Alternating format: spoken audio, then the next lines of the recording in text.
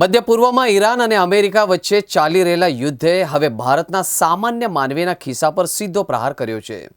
દેશની સૌથી મોટી ખાનગી ફ્યુઅલ રિટેલર નાયરા એનર્જીએ પેટ્રોલ અને ડીઝલના ભાવમાં ધરખમ વધારો ઝીક્યો છે. વૈશ્વિક સ્તરે એનર્જી સપ્લાય ચેન ખોરવાતા ભારતના અનેક શહેરોમાં ઈંધણના ભાવ હવે 100 રૂપિયાની સપાટી વટાવી ગયો છે.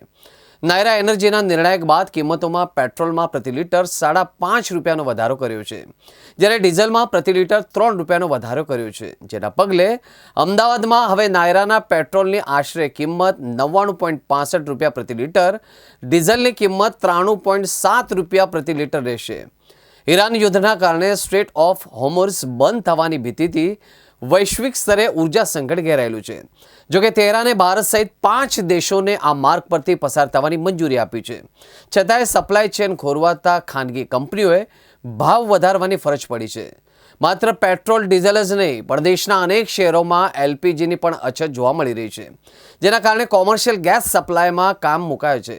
દેશભરમાં નાયરા એનર્જીના 6500થી વધુ પેટ્રોલ પંપો આવેલા છે.